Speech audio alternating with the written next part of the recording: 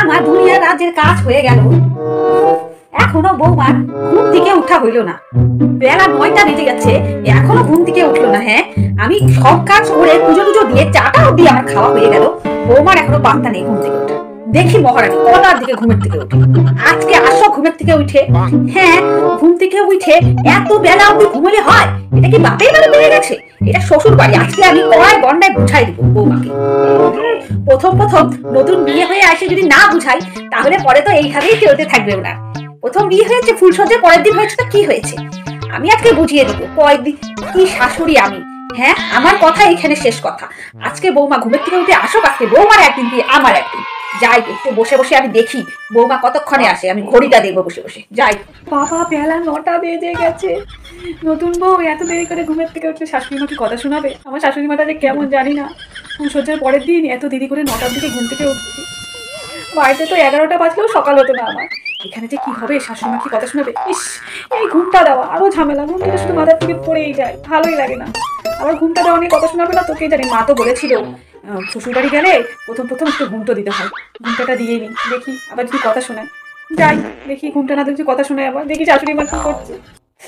আমার তো নতুন বিয়ে হয়ে টেনশনে হাত পা কাঁপছে। যাই দেখি। বাপরে বাপ, আমি 7টার দিকে চা খেয়ে বসে আছি, বৌমার এখনো পাত্তা নেই। 8:30 বেজে গেল। বৌমা 9টা বেজে গেছে, বৌমার এখনো পাত্তা নেই। আজকে আসো, সকাল 9টা বাজে ঘুমের থেকে উঠবে। আজকে আসো, আজকে বৌমা এমন ঝাড়া আজকে ঝাড়বো, প্রথম দিনই বুঝিয়ে দিব আমি কি জিনিস। পরের দিন থেকে ভুল আর করবে না। আসো। মা মা, কিছু মনে করবেন না, আজকে না উঠতে একটু বেলা হয়ে গেল। 9টা বেজে গেছে। কাল থেকে না আমি চেষ্টা করবো 8টার দিকে ঘুমের থেকে উঠতে। ঠিক আছে মা, আজকে একটু লেট হয়ে গেল। আপনার জন্য চা বানিয়ে আনবো, চা খাবেন? হ্যাঁ বৌমা, তোমার কি এতক্ষণে সকাল হলো? হ্যাঁ, আমি এতক্ষণে রান্না বান্না করে তোমাদের সবাইকে খাইয়ে দিতাম, আর তোমার এতক্ষণে সকাল হলো?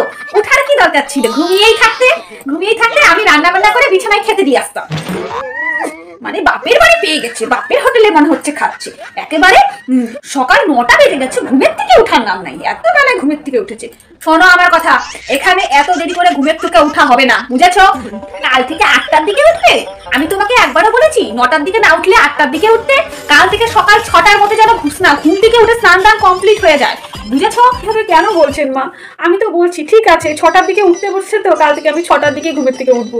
ঠিক আছে, এভাবে বলবেন না মা, আমার খুব কষ্ট লাগছে। আমি তো জানি না মা, আপনি আমাকে একটু শিখিয়ে পড়িয়ে নেন। আমি কি করবো? আমি তো জানি না। আমি তো বাড়িতে অনেক দেরি করে ঘুমের থেকে উঠতাম, আমি তো এখানে এত তাড়াতাড়ি ঘুমের থেকে ওঠা একটু দেরি হয়ে গেল মা।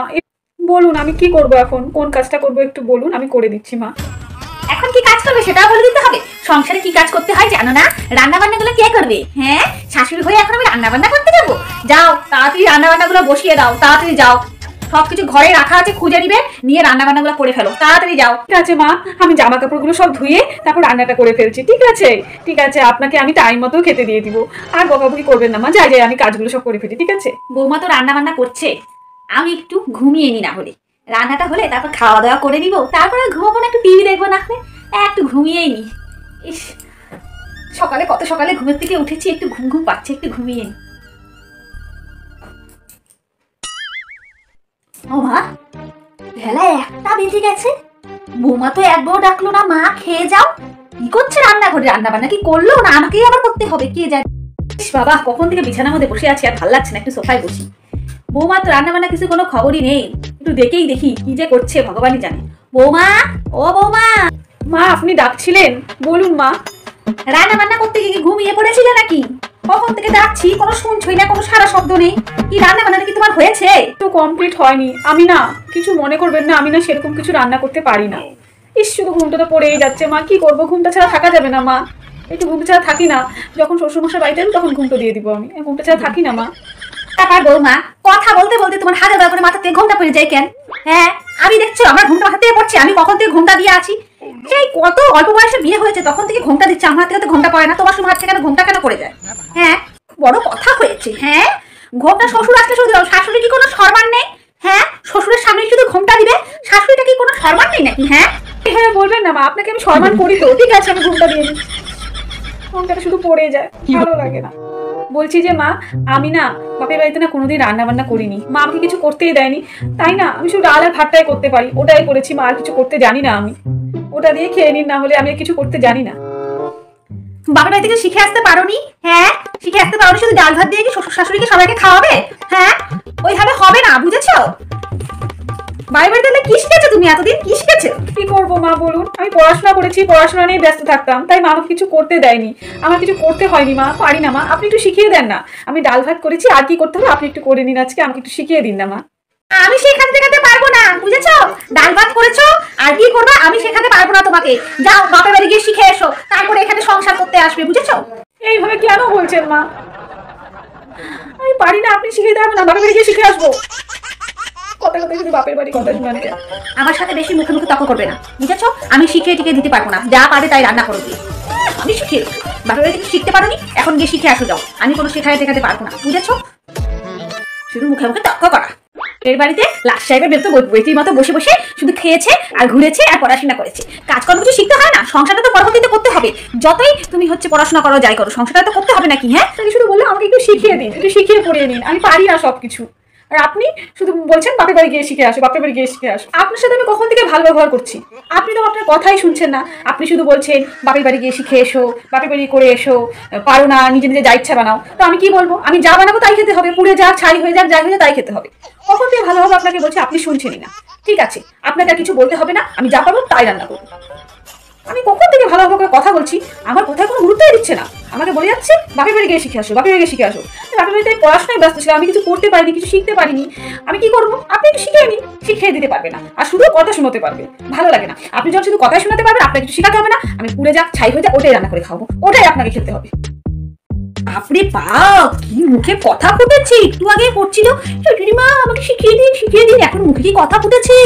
কত কথা শুনিয়ে দিচ্ছে আমাকে। হ্যাঁ, কত কথা শুনিয়ে দিচ্ছে, এত কথা ফুটেছে মুখে, এত কথা ফুটেছে। হ্যাঁ, আমি পোড়া জিনিস খাবো? আমি পোড়া জিনিস খাবো না, ভালো করে রান্না করে খাওয়াবে, বুঝেছো? পোড়া জিনিস আমি খাবো না। আপনার সাথে আমি ভালোভাবে করে যাচ্ছি কখন থেকে। আমি আপনাকে বলেই যাচ্ছি, আপনি আমাকে শিখিয়ে নিন, শিখিয়ে পড়ে নিন, কিভাবে কি করতে হয় দেখিয়ে দিন, আমি করে দিব। কিন্তু আপনি শুনছেনই না, শুধু আমাকে কথা শুনিয়ে যাচ্ছেন। যখন আপনি আমার সাথে খারাপ ব্যবহার করছেন, আপনার সাথে কেন কোনো ভালো ব্যবহার কোনো দরকার নেই। এখন থেকে আপনি যেরকম আমিও সেরকম হয়ে দেখাবো। এত ভালো করছি, ঘুমটা দিতে হয় ঘুমটা দিচ্ছি, তারপর বলছি যে আমি সকালবেলা 6টার দিকে ঘুমের থেকে উঠবো। আপনি কোনো কথায় পাত্তাই দিচ্ছেন না আমার কথা, শুধু বলছো লাট সাহেবের বেটি, শুধু বলছেন লাট সাহেবের বেটি। আর লাট সাহেবের বেটি হতে যাবো কেন? কে বাপের বাড়িতে এত কাজ করে বলুন? কে বাপের বাড়িতে এত কাজ করে? সব কাজ কি আপনার বাড়িতে মানুষ শিখে আসে? শ্বশুর বাড়িতে এসে শিখে না? শুধু বাপের বাড়িতে শিখে আসো, বাপের বাড়িতে শিখে আসো। যতটুকু কাজ করেছি পড়াশোনা ততটুকু করেছি, এখন তো পড়াশোনা নেই। আপনি শিখিয়ে নিন, কেন শিখিয়ে দিতে পারছেন না? শুধু কথা শুনিয়ে যাচ্ছেন। আমিও কিন্তু কথা শোনাতে কম পারি না। আপনার সাথে আসার পর থেকে ভালো লাগছে, আপনি সবার সাথে দুধচাই করে যাচ্ছেন। হ্যাঁ, সারাক্ষণ শুধু কথা শুনিয়ে যাচ্ছেন। কি মনে করেছেন আপনাকে? আপনি ছেলে বিয়ে করে নিয়ে আসলে আমার মাথা কিনে নিয়েছেন? আপনি যদি ছেলেকে বলেন কিছু, আমিও সেরকম ভাবে বলতে পারি, কিন্তু তারপর দেখুন আমাকে আপনি দিতে হবে না, আপনাকে আপনার ছেলে বৃদ্ধাশ্রমে পাঠিয়ে দেবে। বাবা গো বাবা, বাবারে বাবা, কি বৌমা রে! আমার মাথা খারাপ হয়ে যাচ্ছে। একটু আগে দেখলাম এক রূপ, এখন দেখছি আরেক রূপ। আমাকে 14 কথা শুনিয়ে দিয়ে গেল। আমি কখন থেকে বলে যাচ্ছি আমি পারি না, আপনি আমাকে শিখিয়ে নিন। আমার কথা কোনো দামই দিচ্ছেন না আপনি। এখন বলুন কি করবেন? আপনি আমাকে শিখিয়ে নেবেন, শিখিয়ে পড়িয়ে নেবেন, নাকি আমি কোনো ব্যবস্থা নেবো বলুন? বেশি ভালোর যুগই নেই এখন। ভালো ব্যবহার করছি, ভালোভাবে থাকছি, আমাকে খারাপ হতে বাধ্যই করলো। চলুন, আপনাকে রিকোয়েস্ট করছি না, চলুন আপনি আমার সাথে রান্নাঘরে চলুন। আর কি রান্না হবে কি দেখে নিন, নিজেই করে নিন, ঠিক আছে? আমি আর কিছু রান্না করতে পারবো না। আমার কপালে এমন বৌমা এসে জুটবে, আমাকেই উল্টা এত কথা শুনিয়ে দিবে। আপনি প্রথম যখন কথা বলছিল মনে হচ্ছিল নরম সরম, আমি নিজের মতো গরম ছাড়তে পারবো, কিন্তু এখন দেখছি এটা তো বাপরে একবারে বাঘা তেঁতুল, আমাকে জ্বালিয়ে পুড়িয়ে খেয়ে ফেলবে। আমি যদি বিষয় লাগে উল্টা আমাকে বাদ দিয়ে দেবে। ভাই দরকার নেই, আমার বাস খাওয়ারও দরকার নেই, কিছু করারও দরকার নেই। ভাই নিজের মতো নিজে চলো, আমি আমার মতো চলি। ভাই আমি আর কিছু বলতে যাবো, আমি আর কিছু বলতে যাবো। পথে আসো বাচ্চা, পথে আসো। এখন পথে এসেছে। কতক্ষণ ধরে বললাম যে আমাকে একটু শিখিয়ে দিন।